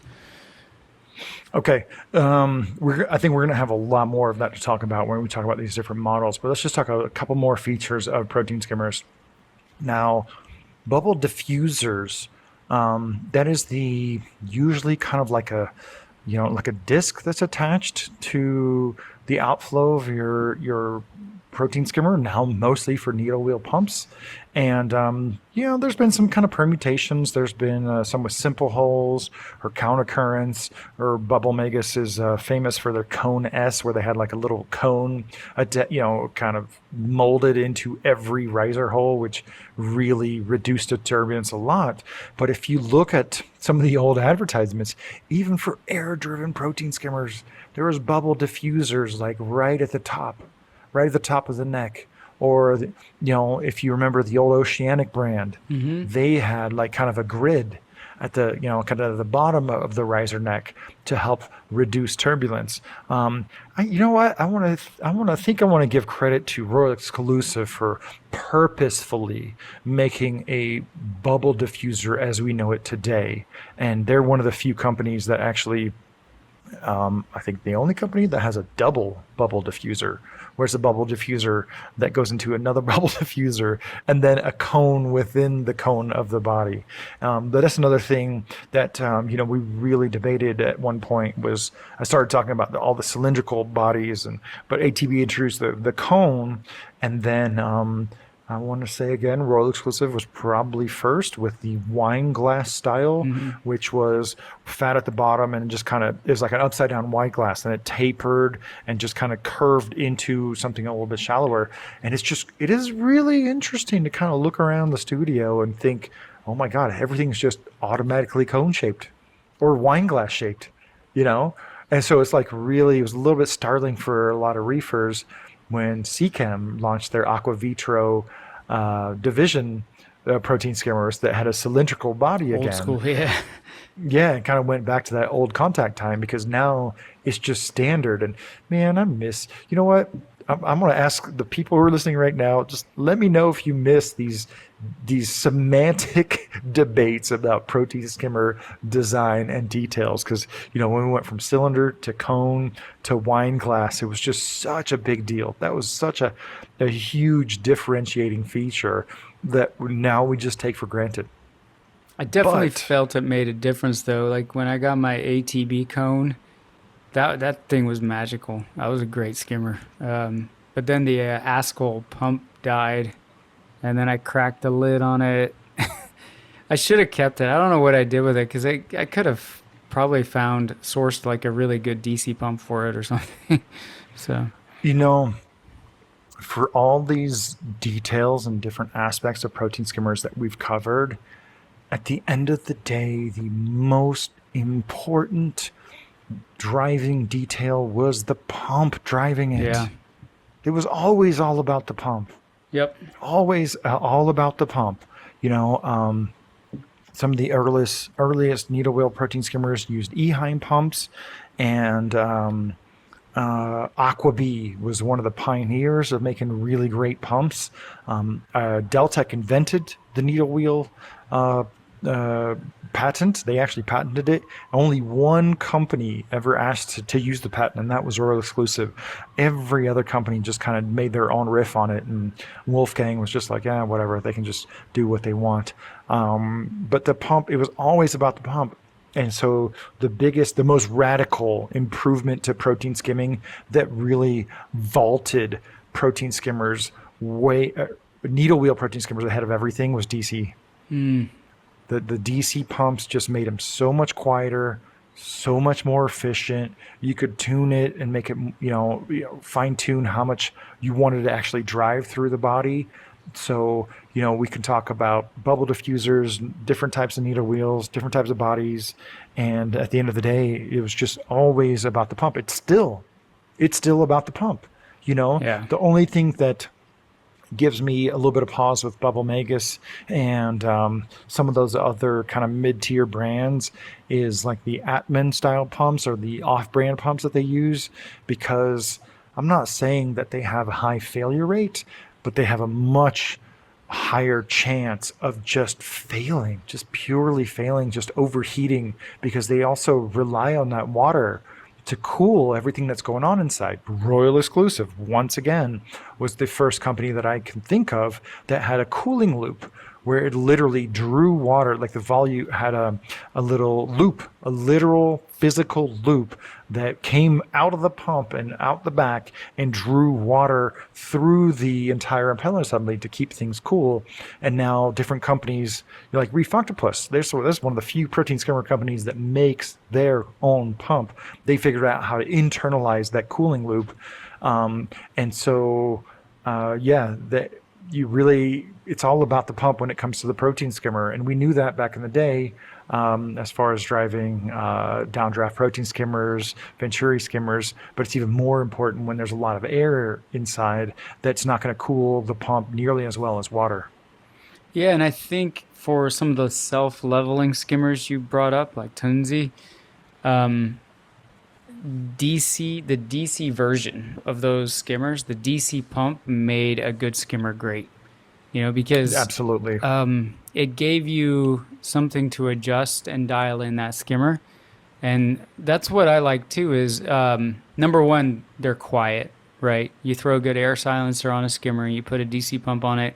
Compared to the noise that we had to put up with 20 years ago, these things are a godsend. But then two, it gives you another dial to adjust, right? Not just that wedge pipe or whatever, adjust the water level inside the skimmer, but you can also, depending on your bio load and other factors, you can dial in the pump itself and draw it down a bit or increase it, which, yes, it increases both the air and water flow ratio, right? But that's okay. Like it's still better than not being able to do that, right? Just having a gate valve. Just having one more dial to play with is something we used to welcome. Yeah. Nowadays, today's reefers are just more obsessed and concerned with the goofy names that their corals, that the scrap of the little shard, the genetic sample of coral that they have in their tank and what it looks like under blue light and an orange filter. And the fine art of running a reef tank, and especially, the protein skimmer, used to be a real point of pride. I could definitely time travel 10 to 15 years back and just fall right into it. Like, what skimmer are you using? Are you wet skimming? Are you dry skimming? What kind of pump? Like I could go right back there today, right now. I wonder too, between the computer fans to cool the metal halides, the AC pump driven skimmers that needed high horsepower pumps, AC driven flow pumps, our tanks were so damn noisy that it was like a barrier of entry in the sense that you had to be You so really passionate about reef keeping that you were willing to have like a jet turbine noise in your living you room. really had to get approval Yeah. from your significant other to install, something that was really noisy. And now It usually in everything's a like dead silent and convenient and like, it's like, oh, I'd love to have a reef tank you know, in my living room. It's just so one little uncelebrated aspect of protein skimmers is all the accessories.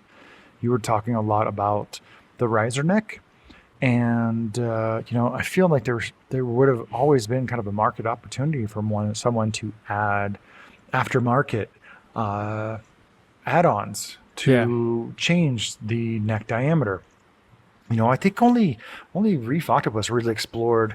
No, it wasn't only Reef Octopus, because Marine Technical Concepts and ETS, they did have riser tubes, but there's a lot of other accessories that are available to increase the protein skimmer performance and enhance your protein skimmer experience.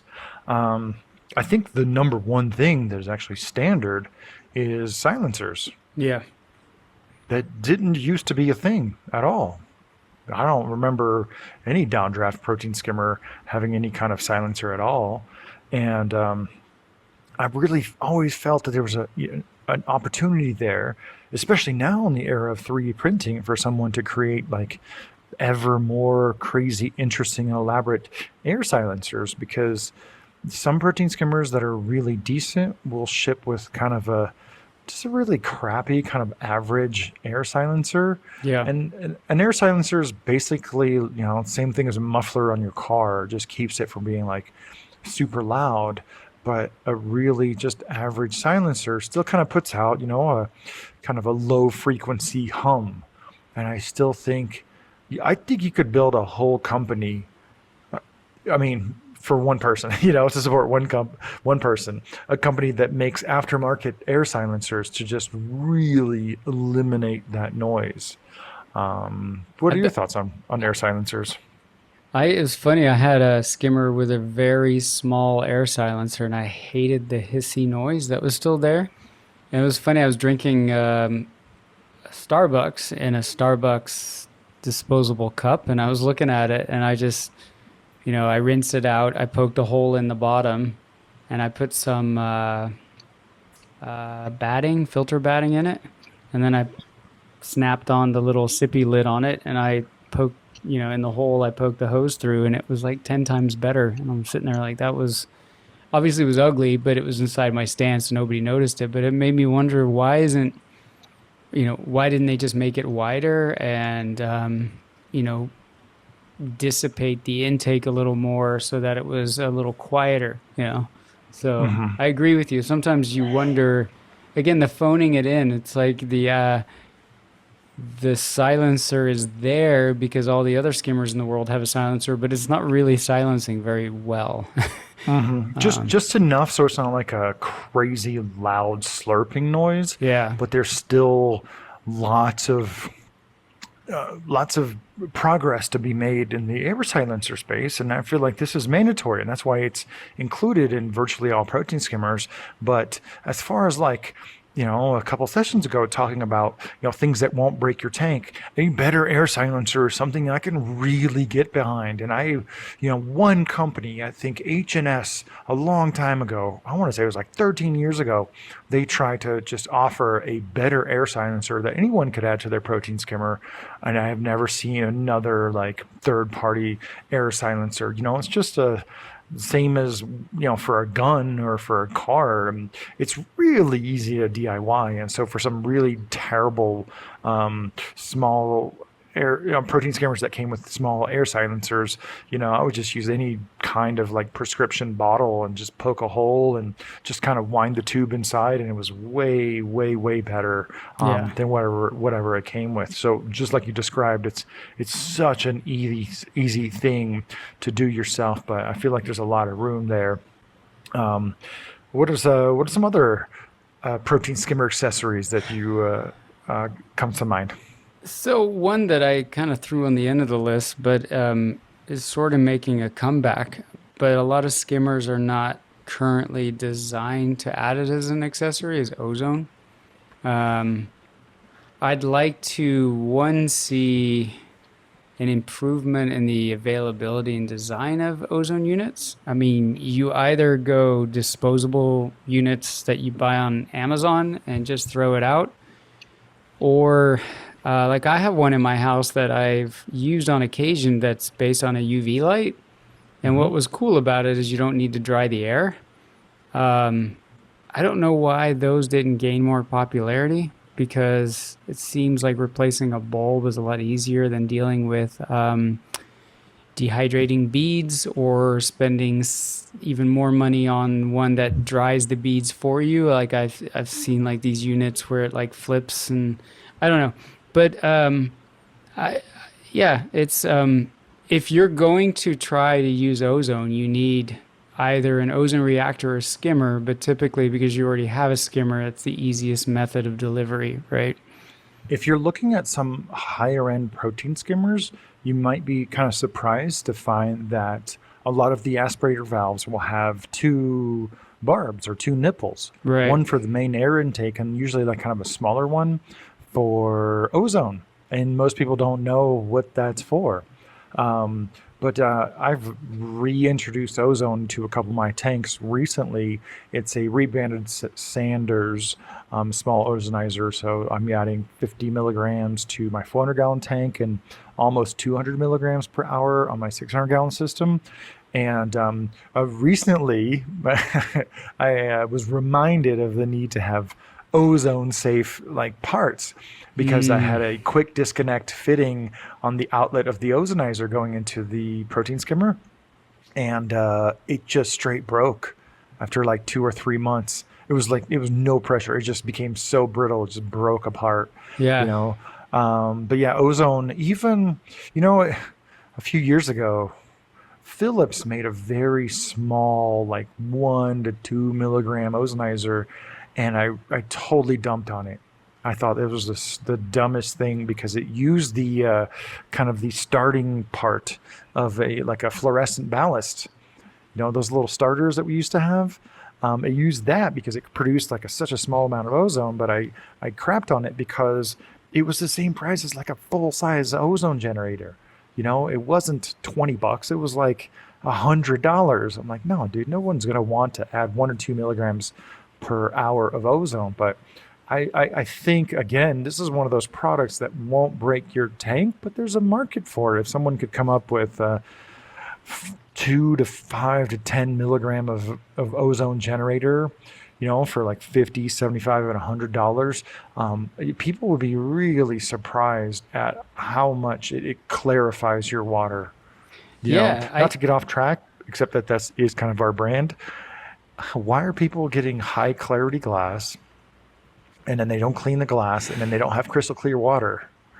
It's like, what are you doing? And so my tanks are crystal clear and I have high clarity glass, and I spend a lot of energy and researching all my magnetic algae scrapers to really be able to clean the glass as much as possible so it looks like air. If you want an example, look up my most recent video of the flagship Peninsula Reef tank. It looks like the corals are just floating in air, and I'm just like right behind the tank, and you can't really see any difference. But yeah, ozone is definitely one of those add-on things that we used to run in a dedicated ozone reactor, but man, protein skimmers are good enough. Yep. I agree. Airflow meters. Yeah, we Air talked about freaking those last week. Like that should be more common. I think Adaptive Reef is another, as a company, in addition to the adjustable neck diameters, they're trying to introduce that into the protein skimmer design that they inherited from Reef Life Support Systems. And Dwyer is one of those companies that makes those airflow meters. I'm like, how are those notes not standard?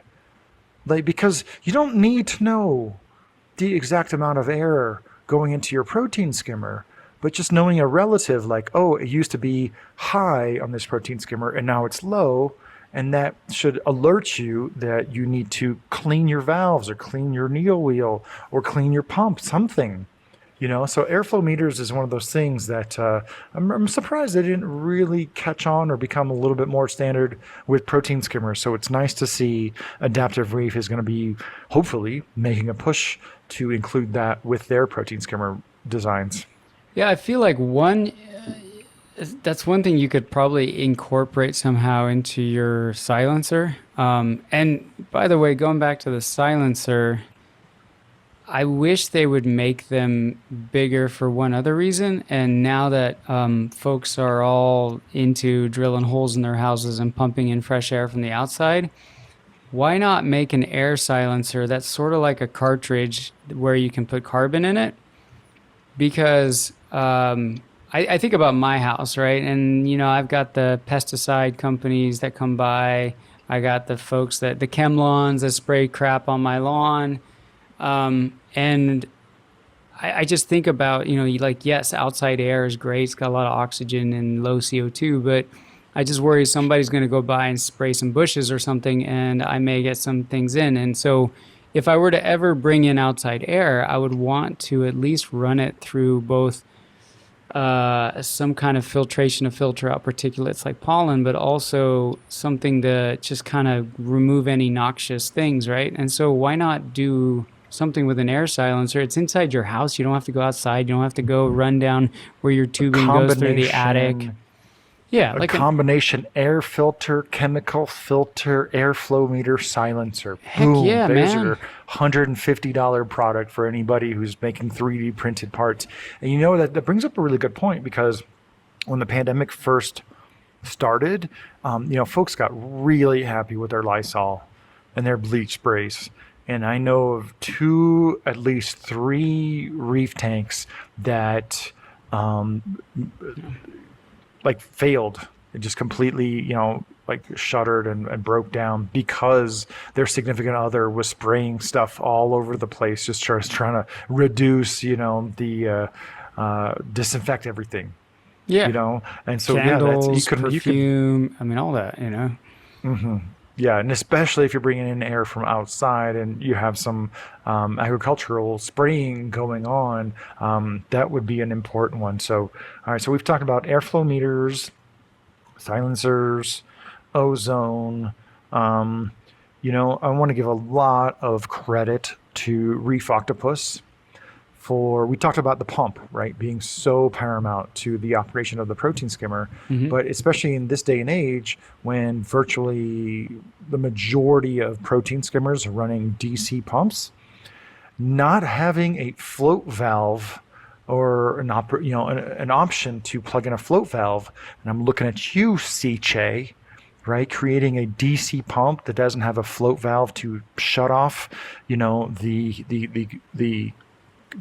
feed pump when your cup gets full is kind of embarrassing. You're talking about a few dollars worth of components to add a really important function to your protein skimmer. I think it was about 3 years ago, I repurposed the auto top-off compartment on my Reef Octopus sump on my fish aquarium to act as a waste collector. And instead of putting the shutoff valve on the cup, I put it on the big old chamber. And so that gives me the ultimate freedom to run the skimmer wet if I want to on a fish tank where it really, really matters. Because once in a while, I kick up a bunch of funk and I want to turn the protein skimmer up and raise the water level and have it wet skim for a while, and that will overflow into the separate compartment. And I just put the float valve on that. And so when that's full, boom, it shuts off the protein skimmer. It's just such a simple feature that Reef Octopus has been killing for 10 years, right? And I think, let's see, Max Beckett is on the game, right? With, I believe their Jump and their Air Aqua Duo have, included float valve shutoffs, but not too many other skimmers do have that. As long as you make them easy to remove. Because if you get unplug wires and stuff, that's annoying. So to their credit, I don't know, I kind of locked in my Reef Octopus one to where it's at. So I can remove the cup without removing the float valve because it's in a separate chamber. But the Jump and Air Aqua protein skimmers have a nice, just soft rubberized coating. So when I change out the cup on my Air Aqua Duo, I can just kind of squeeze it with my hand and just pull it out and set it aside. And it's not a big deal. But I feel like that is just a low-hanging fruit feature to just add a bullet point to your press release or your marketing material that not enough protein skimmer makers that use DC pumps are really taking advantage of. And I feel like that should be a really standard feature. And it's just kind of baffling why it hasn't become ubiquitous. I'm not saying it's rare, but it should be across the board. Unless you have a really cheap entry-level protein skimmer that's driven by a DC pump, just anything that's mid-grade or higher, man, give me that float valve. Just give me that flow valve. Nobody wants to, collect skimmate for a week or two, then have something happen, or you do something to the tank, like turn off your feed pump, your return pump, and have your protein, your water level in the sump get higher, and then your protein skimmer overflows, and just to push all that skimmate back into the aquarium. That's never a good feeling. I've done that literally 100 times. I've experienced that. Yeah, me too. With AC pumps, and we don't have to live in that world anymore. No, I agree. That happened to me this week. But again, it's also if you like to skim wet, you're running that knife edge a lot closer to overflowing your skimmer, right? Mm-hmm. So it's frustrating to skim wet, and then something went haywire in the tank, something spawned, and you open that stand, and it's just you're like, man, yeah. I remember the first automatic net cleaner I ever saw. I want to say it was a Deltec model that DD was showing off at Magna a dozen years ago. It was $1,000 freaking for a simple motor and a spinning squeegee that would clean the neck. Vertex came out with a model, and I think if you want a semi DIY option, Avast is the only company that's offering an aftermarket automatic neck cleaner, right? So if you have an automatic waste collector, whether it be a float valve shut off for your feed pump, or kind of mechanical with the floating ping pong ball that would prevent any water from going in, continue to flow into it. The automatic neck cleaner is just such an awesome idea, for really cruise controlling your reef tank and your protein skimmer. The manual neck cleaner that Deltec at first. How did the manual neck cleaner come after the automatic neck cleaner? Right? So Deltec came out with this, and I think the only standard issue model you can get it on now is Red Sea, the Red Sea Reefer. And automatic neck cleaners. I'm not saying they should be standard, but they should be a lot more common, I think. I just wish that they clean the lid as well, right? Like make the dial loose so that there's a wiper for the top, for the underside of the lid, because I've seen better performance when that's clean as well. So I know how you feel about that, but I'm not on that same page. All right.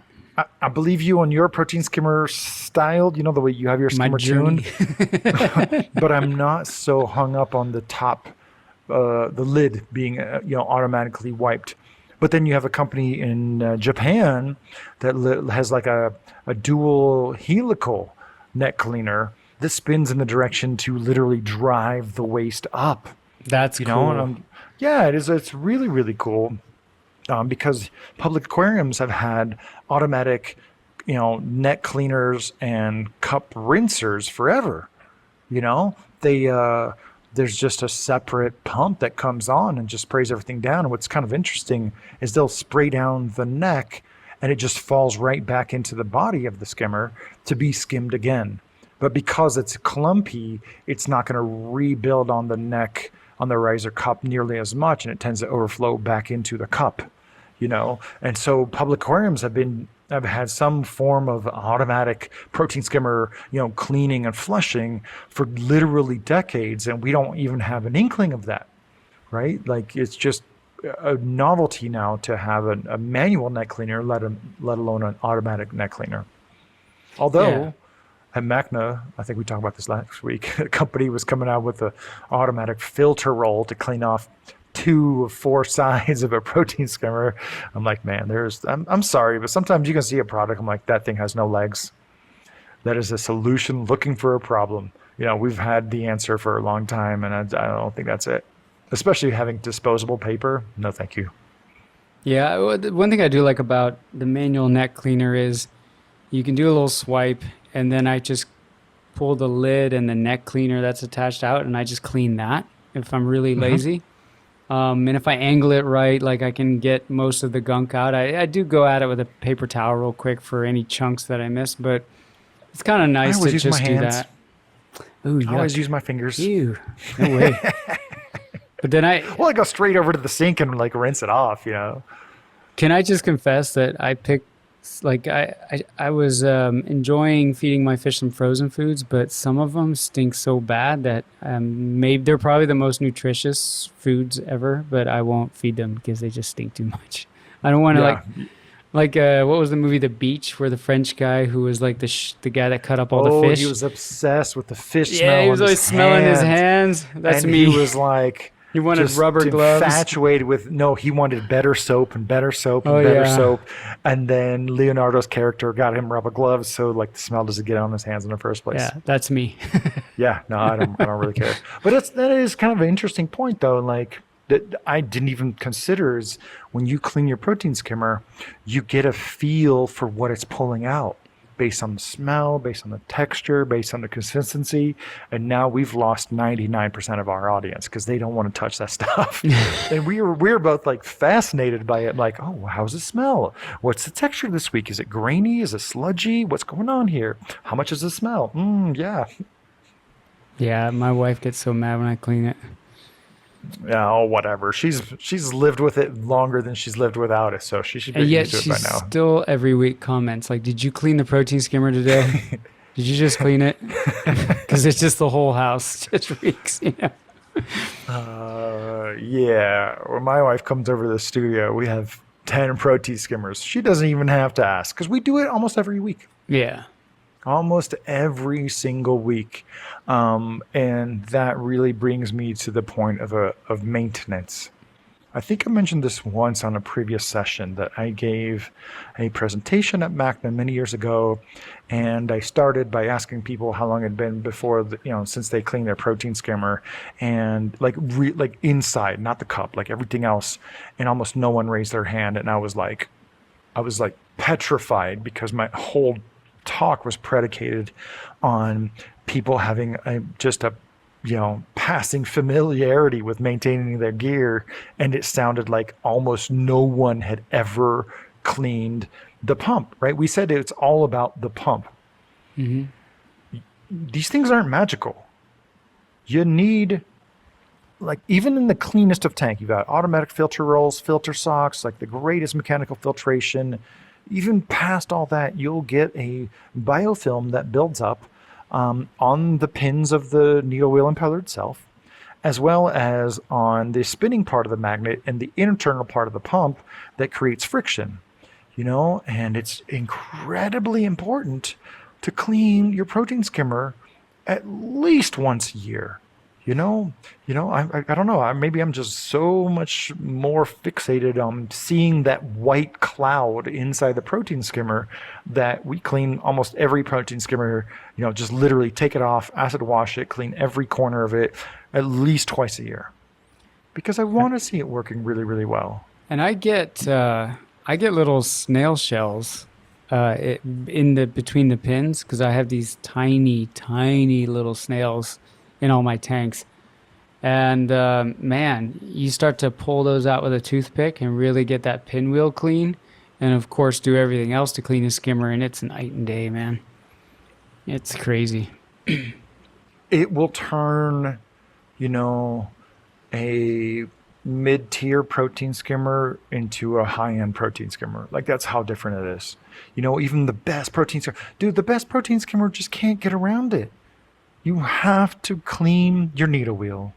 You got to clean that impeller at least once a year. And it just shocks me that people spend so much time memorizing hundreds of made up goofy names of corals and taking pictures under blue light and orange filter, and they can't spend 15 minutes taking their protein skimmer apart to make sure it's running properly. I think the two most important aspects of a skimmer for me are, well, one, how easy is it to remove the collection cup, right? Because it's like you've mentioned that before. Yeah, any little obstacle will give you an excuse to procrastinate, right? And then the other part is disassembling your skimmer for cleaning. I mean, even if you drop it in a bucket with citric acid and just run it, cool, but taking it apart... That'll take you 50% of the way. But you're totally right. We used to place higher value on protein skimmers that were fed with an external pump than one that had an internal pump. Right. Because it's more important to clean the pump than it is to clean the actual protein skimmer. And it's not my choice, but I only have one or two models of skimmers with an external pump. Right? The Seachem Aquavitro Division protein skimmer has the external pump, and the Ultra Reef Typhoon. Everything else has prioritized a really low footprint, and you have to take apart the entire protein skimmer to even get to the pump. And this is not how protein skimmer started, right? So it's a lot more on the convenience of installation versus the convenience of maintenance. Yeah, But it yeah, no, that saves space, right? It allows you to put a bigger skimmer in a compartment, but I think you and I would agree I'd rather take the smaller skimmer that I like if I had to downsize to fit it in the same sump compartment with an external pump, but I'm able to stay on top of maintenance. I, I'd probably take that skimmer over the slightly larger one with the larger liters per air, where now I gotta, disassemble it to get at the pump, in my opinion. But then again, but at the very least, you should be running some usually hot fresh water. I have a kettle, for making my pour over coffee most mornings. I just boil some water, put that in a cup, and take the intake tube, detach it from the air silencer and run that in. That does two things. Mostly, it's going to dissolve the salt that builds up on the intake fitting of your aspirator valve or your venturi if you're running one of those. But one little thing that isn't discussed as much is when you shut off the air by sucking in water, your needle wheel pump is able to spin faster, and that will actually dislodge some of the loose debris that's caught in the needles. And one skimmer that really thrives on that for me is some of the Toonsy dock skimmer.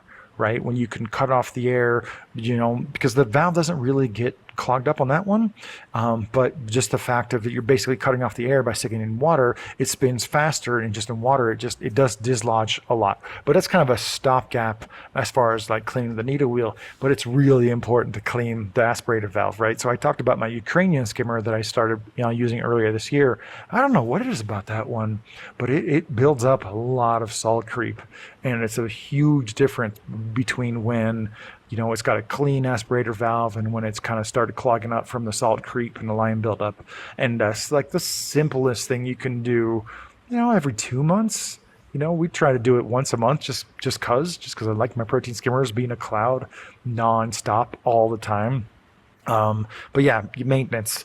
Your protein skimmer is not broken. Okay, you just need to clean it. I don't know how many times I worked at the Reef shop. Somebody brought in a broken protein skimmer. The pump wouldn't even move. I'd soak it in acid for a few minutes and just kind of clean off some stuff, and then turn it back on and be like, "Oh my God, you fixed it!" Like, yeah, it just saved you like $200 to $300. Please stay on top of it yourself.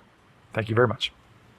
yeah, I have a skimmer that requires a flathead screwdriver to get at the pump on the inside, and it's needing to be cleaned. And in the meantime, I swapped it out with a bubble magus, which just has little thumb wheels and a I love how CJ instead pump of like inside. cleaning your skimmer, you just swap skimmers and then just eventually get around to cleaning the second model. Yeah, I mean, it's not like I have $1,000 skimmers laying around, but it's nice to have a couple of cheapo Chinese skimmers sitting on a shelf for situations like that. You just plug them in, and then you can get around to the other one. So